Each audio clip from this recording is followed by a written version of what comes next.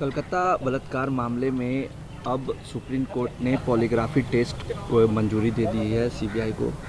पूर्व प्रिंसिपल सहित 4 अन्य जो उनके साथ सहयोगी काम कर रहे थे उनके खिलाफ। ये अच्छी बात है। सीबीआई ने सोमोटो इस पर संज्ञान लिया है, तो ये तो अच्छी बात है। और दूध का दूध पानी का पानी होना चाहिए। If he is not involve तो वो भी साफ़ हो जाएगा। और अगर इस तरह के केस में कोई व्यक्ति इस तरह का या उनके सहकर्मी या उनके साथ जो लोग वर्क काम कर रहे थे वो लोग इसमें अगर इन्वॉल्व हैं तो ऐसे लोगों तो पनिश होना ही चाहिए ना। ये तो country can not run like this ना, कि भाई डॉक्टर जो काम कर रहा है, जिसकी बेटी, जिसकी बहू, जिसकी कोई काम करती है, वो सेफ़ नहीं हो, इन्वायरमेंट सेफ़ नहीं हो, इस तरह की घटना हो जाए। निर्भया कांड के बाद इतना बड़ा देश में वो हुआ था, लोग सेंसिटिव हुए थे, लोग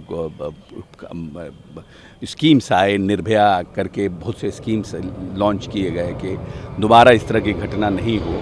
और फिर इस तरह की घटना हो, कोई बाप अपनी बेटी को कितने कष्ट में और कितने मुश्किलों में पढ़ाता है। डॉक्टरी की पढ़ाई पढ़ना बहुत आसान बात नहीं है, और कितने लोगों का सपना होता है।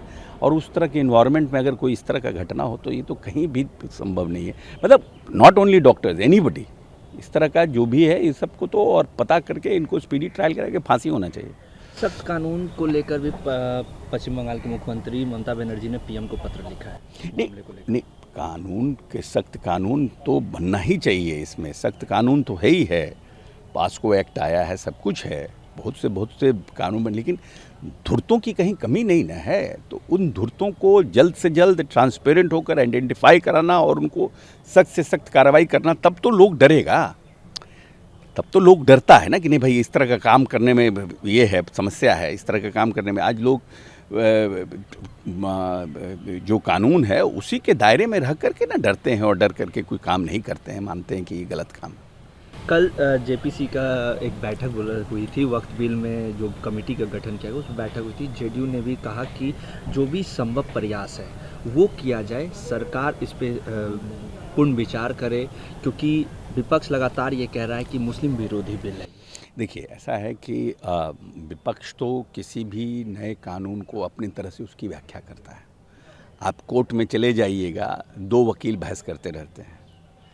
एक का बहस सुनिएगा तो लगेगा यही सही है, दूसरे का बहस सुनिएगा तो लगेगा यही सही। ये तो तरीका है ना अपना अपना। सरकार ने किस परिप्रेक्ष्य में ये बिल लाया, और सरकार को कटघरे में खड़ा करना, मुसलमानों को भड़काना कि ये सरकार पूरी तरह से आपके विरोधी है। और एक तरह से थोड़ा बहुत तो परसेप्शन है ही है कि माइनॉरिटी के पक्षधर नहीं है, क्योंकि बहुत से नेता उनके अपनी तरह से बातों को रखते हैं। लेकिन क्या ये बिल सही में उनके पक्ष में है? उसका कुट पाठ जो है इनके विरोध में है। तो उन सब के लिए जो हमारे पार्टी का निर्णय है और हमारे नेता का है कि जीपीसी में जाना चाहिए, वाइड इस पर डिस्कशन होना चाहिए। जो इफ़ेक्टिव लोग हैं, जो लोग इसके अंदर आते हैं, उनके बातों को भी सुनना चाहिए, उनके बातों को भी देखना चाहिए। वो बात जायज़ है, वो बात आने वाले भविष्य के लिए अच्छा है, और उसको इनकॉर्पोरेट करना चाहिए। लेकिन आप लोगों पे आरोप लग रहा है कि आप लोग अब मुस्लिम विरोधी हैं, इसलिए नहीं, ऐसा में जाके बैठे। नहीं, ये है कि ये वो लोग बोल रहे हैं जिन्होंने मुसलमानों के लिए कोई काम नहीं किया। मुसलमानों के लिए काम करना एक बात है, मुसलमानों को प्यार करना एक बात है, मुसलमानों के साथ खड़ा रहना एक बात है। लालू प्रसाद यादव खाली खड़े हैं कि ये कुछ नहीं है। आरजेडी सिर्फ मुसलमानों के साथ खड़ी दिखती है।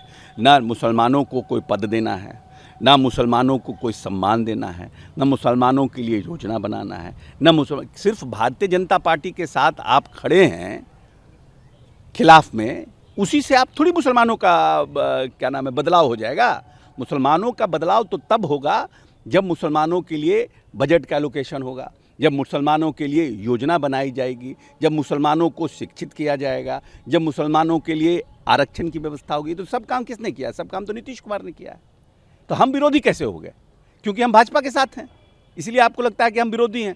और क्योंकि आपको लगता है कि आप कुछ करिएगा नहीं, हम खड़े रहेंगे उनके बगल में, हमको लगेगा कि हम क्योंकि हमको वोट मिलता जाए। तो आप तो मुसलमानों को as a vote bank use कर रहे हैं, हम मुसलमानों को एज ए सिटीजन यूज़ कर, दोनों में फ़र्क है ना। नीतीश कुमार ने इस देश में कोई भी ऐसी प्रदेश में मुसलमान मुख्यमंत्री भी अपने इस प्रदेश में आईएएस, आईपीएस और बीपीएससी के परीक्षार्थियों के लिए कोचिंग की व्यवस्था की है। रेजिडेंशियल कोचिंग का, आ जाइए हज भवन में 250 लोग मुसलमान के बच्चे पिछले 3 साल में यहाँ के बीपीएससी की परीक्षा पास किए। किसकी वजह से? 7th पे कमीशन मदरसा में किसने लागू किया? किसकी वजह से? 22,000 मदरसों को सरकारीकरण किसने किया? किसकी वजह से? और आप तो पहले आए थे मदरसा में यहाँ पर सरकारीकरण के लिए, आपके ऊपर लाठी चला था लालू प्रसाद यादव के राज में। आप भागलपुर राइट में जिसको नीतीश कुमार ने बरी कर दिया, उसको सजा किसने दिलाया? इतना बड़ा भागलपुर राइट हुआ, किसने सजा दिलाया? नीतीश कुमार ने केस ओपन करा करके सजा दिलवाया। और आज भी जो लोग उस भागलपुर क्या नाम है जो राइट्स हुए थे उसमें जो लोग विक्टिम हैं, उनको पैसा कौन भेज रहा है महीना? नीतीश कुमार। आप नीतीश कुमार के कामों को नहीं देख रहे हैं, नीतीश कुमार की योजनाओं को नहीं देख रहे हैं। आज नीतीश कुमार ने सभी जिलों में निर्णय किया कि हम रेजिडेंशियल विद्यालय बनाएंगे उनके लिए। और जब आए थे नेता तो पूरे मुसलमानों के लिए इस प्रदेश में उन्होंने सर्वे कराया कि कितने मुसलमान के बच्चे स्कूल के बाहर हैं और उनके लिए तालीमी मरकज का गठन किया। किसने किया? आप तो कुछ नहीं किया। आपके समय तो 45 करोड़ का बजट था। आपके समय तो अल्पसंख्यक कल्याण का 45 करोड़ का बजट था 22,000 करोड़ में। ये तो नीतीश कुमार ने उस बजट को 7 गुना बढ़ाया। प्रधानमंत्री मोदी यूक्रेन दौरे पे है पोलैंड के बाद, और उन्होंने कहा है कि यूक्रेन में शांति बहाल होने के लिए जो भी संभव प्रयास हो वो भारत करे। ये अच्छी बात है। हमारी विदेश नीति और सशक्त हो, मजबूत हो, और हमारे प्रधानमंत्री हमारे आसपास जो भी हमारे यहाँ के हमारे जो देश हैं उनके साथ हमारी नीति और हमारा विदेश नीति और हमारे बायलैटरल रिलेशनशिप और सशक्त हो, मजबूत हो, इसके लिए तो माननीय प्रधानमंत्री जी पहले से प्रयासरत ही हैं। और हम तो हमेशा शांति का, हमारा देश जो है हमेशा शांति का पक्षधर है कि कहीं भी अनरेस्ट है तो उसको हम ठीक करें। तो यूक्रेन दौरा, रशिया पुतिन जी से बातचीत, ये सब पहले से भी कर रहे हैं। हम समझते हैं कि बायलैटरल जो हमारा रिलेशनशिप है और बायलैटरल टॉक से और संबंध हमारे अच्छे होंगे।